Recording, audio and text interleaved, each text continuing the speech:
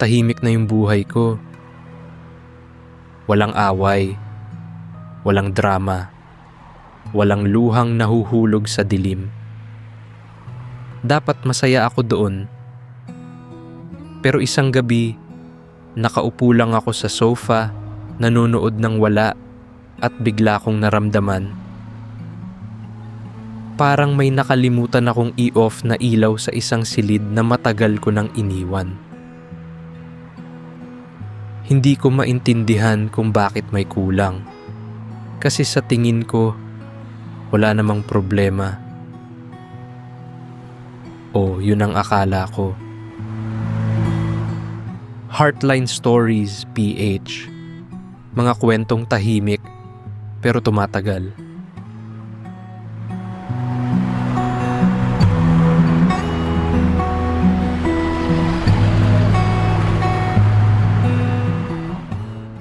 May nag-message sa amin, isang lalaki. Sabi niya, hindi ko alam kung bakit ko to isusulat pero parang kailangan ko lang magsalita. Ang pangalan niya para sa kwentong ito si Marco. At ang kwento niya, hindi tungkol sa malaking kasalanan, kundi sa isang tahimik na pagkawala. Yung klase na hindi mo napapansin hanggang sa wala na. 3 taon silang magkasama ni Clara. Hindi sila yung ma-post sa social media. Hindi rin sila yung mag-grand gesture, ma-roses sa harap ng buong opisina, ma-surprise birthday party na may confetti. Sila yung kumakain ng lugaw kapag umuulan. Nanonood ng lumang pelikula sa laptop, katabi ang isang baso ng mainit na kape. Nagtatalo kung sino ang tatayo para kunin yung remote kahit magkatabi lang sila sa sofa. Simple, maingay, buhay. Si Clara, maingay sa maliit na paraan. Yung hagik-gik niya, nauuna pa bago matapos yung joke. Parang hindi niya mahintay yung punchline. Parang masaya na siya sa proseso.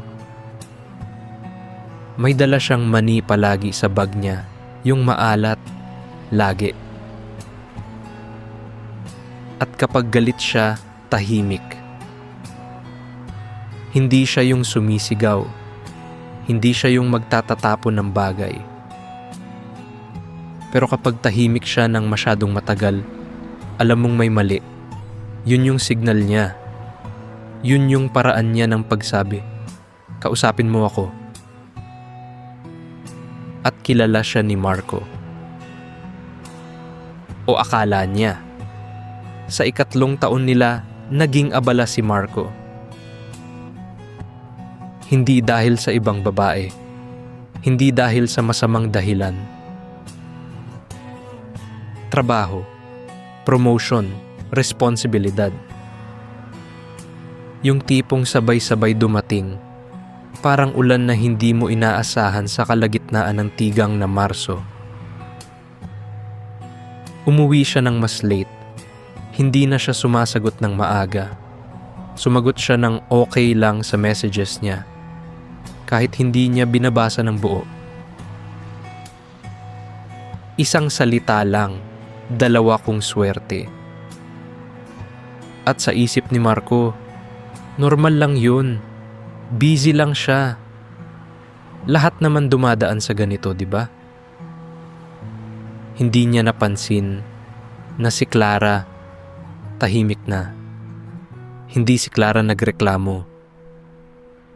At nung una, natuwa pa si Marco doon. Ang bait niya, sabi niya sa sarili niya. Naiintindihan niya ako. Hindi niya alam yung katahimikan ni Clara. Paalam na pala yun. Hindi dramatiko. Walang luha. Walang confrontation sa gitna ng gabi. Dahan-dahan lang siyang nag-withdraw. Dahan-dahan lang siyang huminto sa paghihintay. At si Marco, abala pa rin, hindi nakakita, hindi nakikinig. Hanggang isang Sabado ng umaga, nagising si Marco ng maaga. Wala si Clara sa tabi niya. Akala niya nasa kusina lang. Baka nag-uusisa sa ref.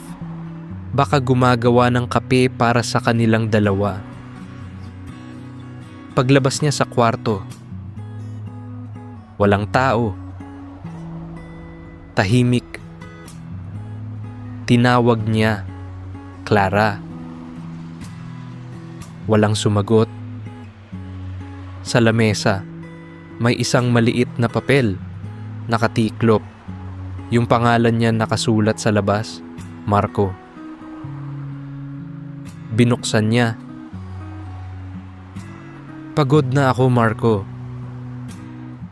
Yun lang. Hindi galit.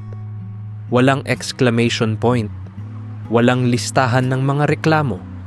Walang pangalan ng ibang tao. Period lang.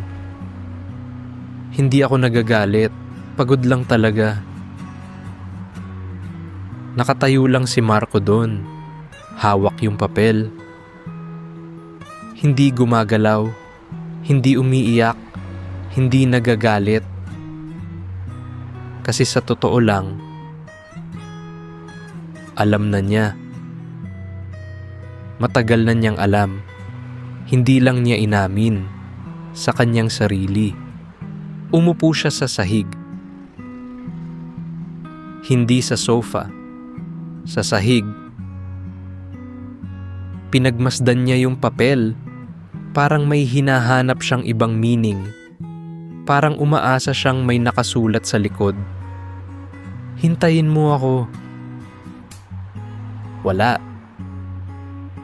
At lumipas ang mga linggo. Bumalik si Marco sa routine. Trabaho, bahay, kain, tulog.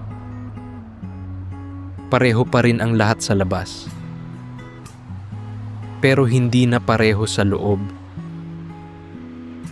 Wala nang hagik-gik na maririnig sa sala.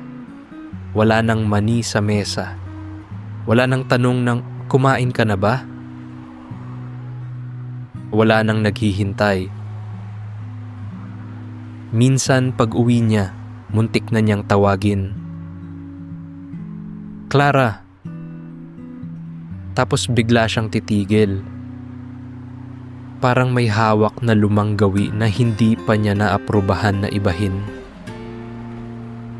At yun yung pinakamasakit para kay Marco. Hindi yung araw na umalis si Clara, kundi yung mga sandaling nakakalimutan niyang wala na siya. Yung mga eksena na automatic pa rin siyang bumabaling sa kanya. Kahit wala na siya roon. Isang hapon, nagbukas si Marco ng ref. At nakita niya yung money. Yung laging binibili ni Clara. Yung maalat. Matagal niyang hinawak yun. Hindi kinakain. Hindi tinatapon. Binalik niya sa ref. Parang baka balikan niya. Parang kapag nandoon pa yun, may dahilan pa siyang bumalik. Minsan tinatanong niya ang sarili niya kung bumalik si Clara, tatanggapin ba niya? Tahimik lang ang kwarto. At doon niya na-realize, hindi yun yung tamang tanong. Ang tanong ay, bakit niya hinayaang mawala yung taong hindi naman siya iniwan hanggang sa napagod siya? Ngayon, tahimik na yung buhay ni Marco. Maayos, organisado, kontrolado. Pero gabi-gabi, bago siya matulog, may isang eksena na laging bumabalik. Umuulan sa labas. Nasa sahig sila, kumakain ng instant noodles. At tumatawa si Clara sa isang bagay na hindi na niya maalala. At siya, nandoon, kasama siya. Ngayon, nandoon pa rin siya. Pero sa alaala na lang, sabi nila, hindi mo malalaman ang halaga ng isang tao habang nandyan sila. Minsan, kailangan mo munang maranasan yung katahimikan ng pagkawala nila para marinig mo kung gaano sila kaingay sa buhay mo. Para sa mga nakikinig ngayon, may tao ba sa buhay mo na tahimik nang umaalis? Hindi dahil gusto nila, kundi dahil hindi na sila napapansin. Isipin mo, baka hindi pa huli. Heartline Stories, PH. Mga kwentong tahimik pero tumatagal. Hindi siya nagalit. Tahimik lang siyang umalis. At yun ang pinakamasakit na paraan ng pagsasabi ng tapos na.